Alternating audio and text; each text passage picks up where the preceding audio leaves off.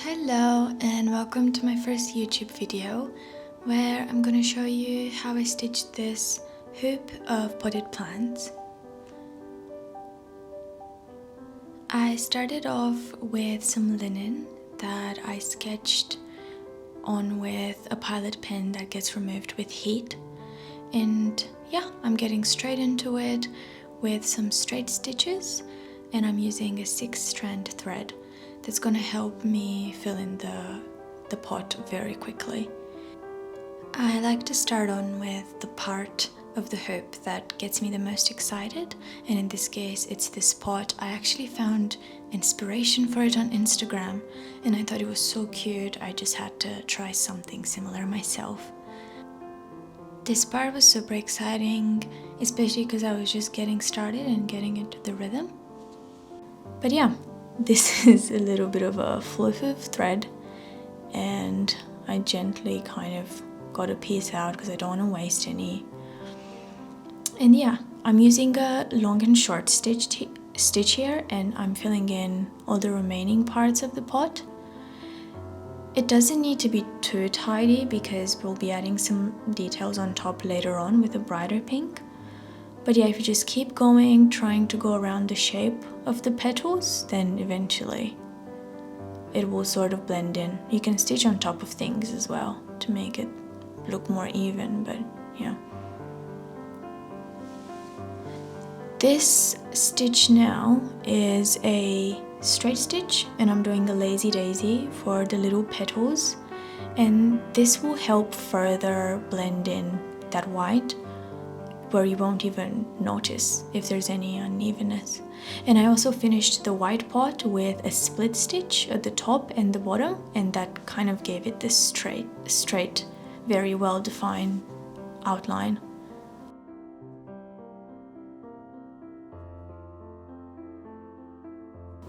Here I'm doing some straight stitches for this snake plant,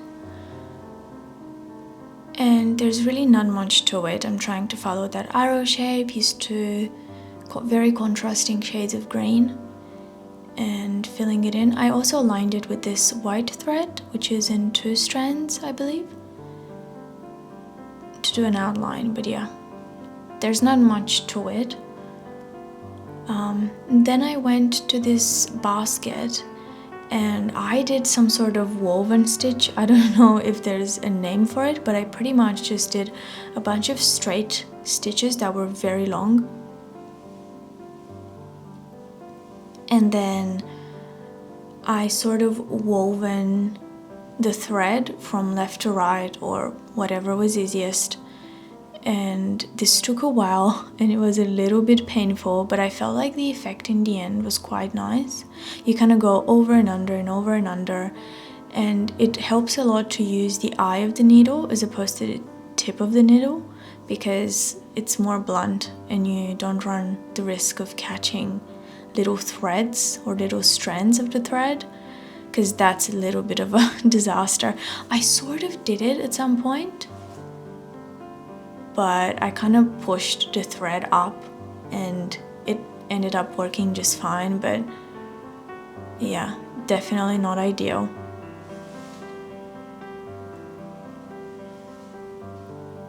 There's a bit of a close-up, and yeah, this was a little bit painful. It helps to kind of push the fabric with from behind as well. Then at the end of each row, I kind of go through the fabric with the needle, and that kind of helps secure that row of stitching.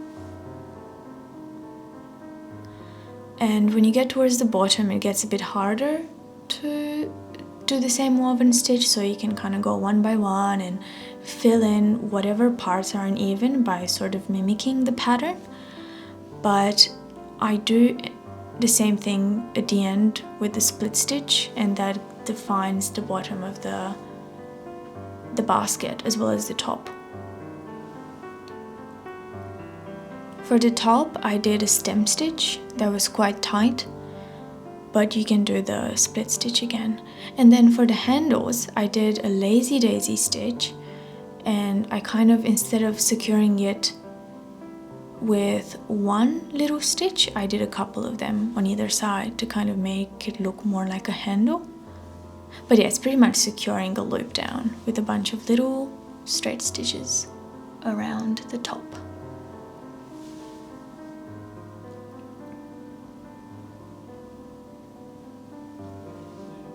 After figuring out the color for the next pot plant, I'm laying down some straight stitches just to add some dimension, and they're horizontal straight stitches. And then I'm going in with some vertical ones, just laying down some color.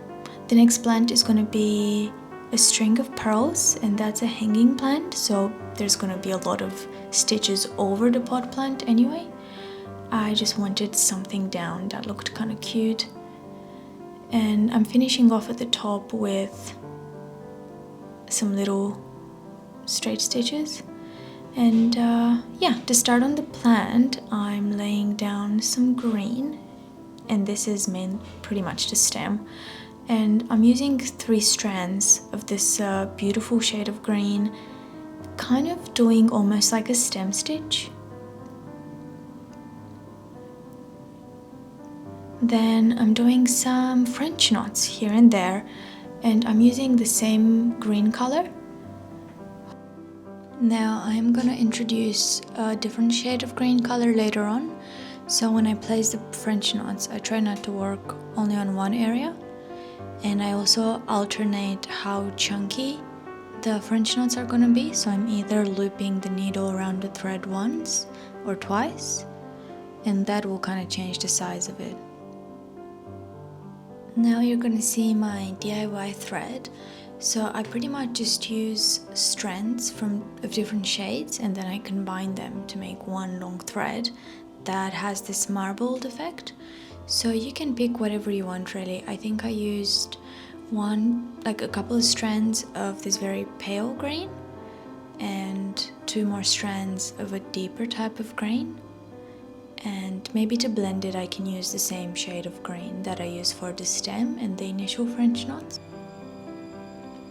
And yeah, you just keep adding the little French knots, and eventually it's kind of hard to know when to stop, but eventually it works out. Try not to put too many, because really a string of pearls plants are quite sparse.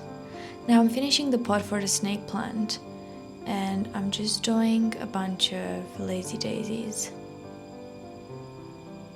Yeah, nothing too special. Now I'm working on the pot for another hanging plant, and I'm just using this very pale yellow, and I'm doing the exact same technique I used for the blue pot of the string of pearls but reversed. And yeah, that's more or less it. It's going to be another hanging plant, so here you see me sketching kind of the directions of the leaves. And just like with the string of pearls, I'm laying down some super basic stems, and I'm not too careful about it. Here I'm making some spaces for the leaves, and here's some more marbled DIY thread. And using some lazy daisy stitches, I just kind of work on the leaves. This is just to add kind of the positioning on the leaves, and I can always go over each single leaf with some more straight stitches. This is, I think, 6 strands thread, and yeah, it goes pretty fast. It's really easy to overdo it. So yeah. Then I'm working on the macrame, which is actually probably one of my most favorite part of stitching this whole hoop. I love adding detail on top of existing embroidery, and I love the 3D effect of it, and macrame is just fun. I used a fly stitch for the main arrow of macrame, and then I'm going over it with a straight stitch, and here I'm catching some thread, and I really wish I didn't rush through this and kind of doing like a French knot on top, but yeah, I think I should have stopped and fixed that caught thread over there. But yeah, it ended up looking great still. It's just, yeah. And this is kind of where I'm improvising a little bit. I know I want it to look like the pot is being held from underneath all the plants. Like the hanging plant is obviously hanging over the macrame. So I'm kind of going under. This could have gone terribly wrong because you always run the risk of catching some threads and then everything comes apart or it gets super messy. But yeah, I guess I like living dangerously. And here's another fly stitch.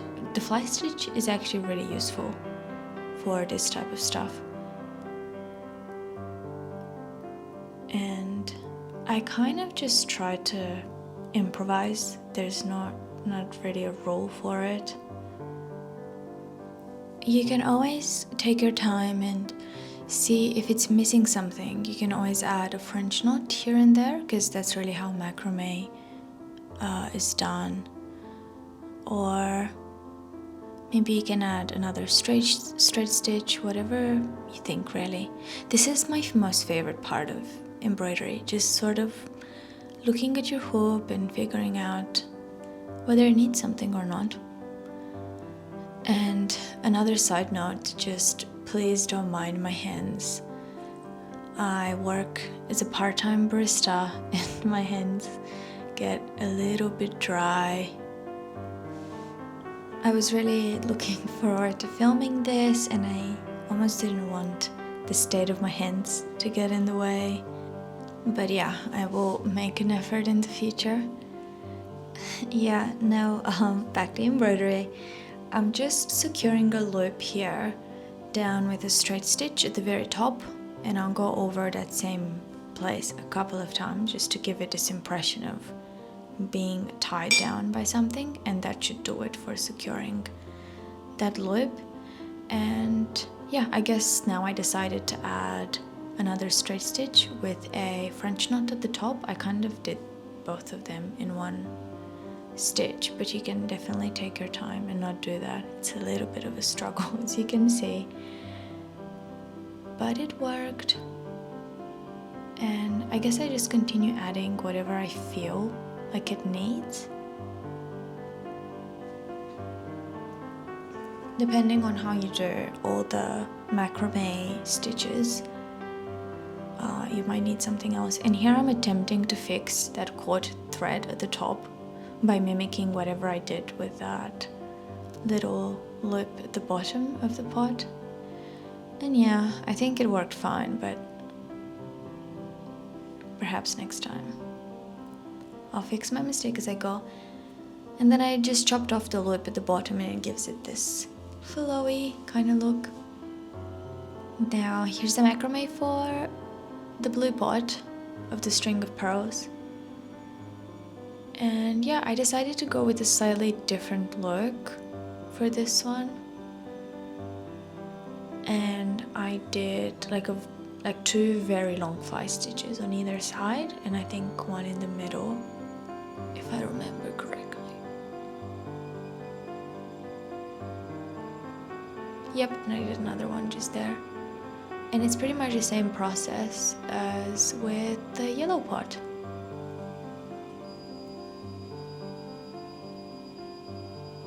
Then I'll simply be securing the top with a couple of straight stitches, and I try to get those 3 fly stitches very, very close together, just so they look like they've been tied into a knot or something. And I will add a French knot at the top too. But you can really add French knots wherever. You can take inspiration from Instagram or other embroidery artists and their macrame pots. I think there's so many of them. I took a lot of inspiration on this hoop myself, especially on the fig leaf and everything. So yeah, it's nice to learn from one another, I suppose, and giving credit is important too.